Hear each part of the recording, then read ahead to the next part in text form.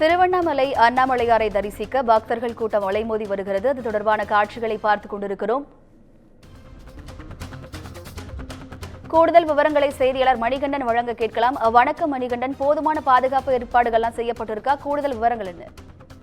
வணக்கம் வினிதா.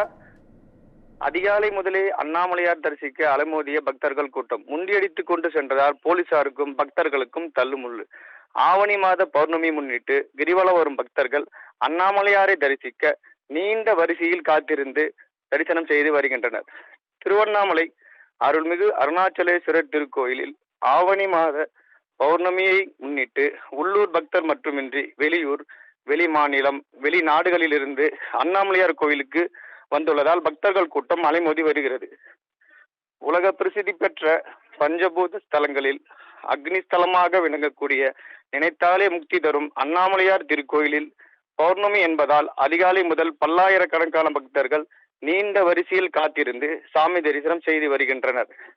அண்ணாமலையார் கோவிலில் இன்று ஆகம விதிப்படி 4:30 மணிக்கு நடை திறக்கப்பட்டு உண்ணாமலை அம்மனுடனாகிய அண்ணாமலையாருக்கு சிவாச்சாரியர்கள் வேத மந்திரங்கள் முழங்க சிறப்பு அபிஷேகம் ஆராதனை செய்யப்பட்டது.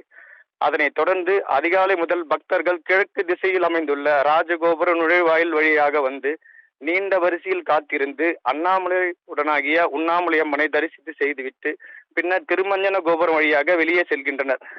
அண்ணாமலையார் திருக்கோயில் 2ஆம் பிரகாரத்தில் அமைந்துள்ள பெரிய நாயக்கருக்கு சிறப்பு அபிஷேகம் செய்து மலர் மாலை அணிவித்து சிவாச்சாரியர்கள் வேத மந்திரங்கள் முழங்க மகா தீபாராதனை நடைபெற்றது. வழக்கமாக அண்ணாமலையார் திருக்கோயிலில் வெள்ளி, சனி மற்றும் ஞாயிறு மட்டுமின்றி விடுமுறை தினங்களில் உள்ளூர் மற்றும் வெளியூர் பக்தர்கள் அதிக அளவில் வருகை புரிந்து அண்ணாமலையார் கோயிலில் தரிசனம் செய்து வருகின்றனர். இது மட்டுமல்லாமல் ஆந்திரா, தெலுங்கானா, கர்நாடகா உள்ளிட்ட மாநிலங்கள் பக்தர்கள் அண்ணாமலையார் கோயிலுக்கு அதிகமாக வருகை புரிந்து வருகின்றனர்.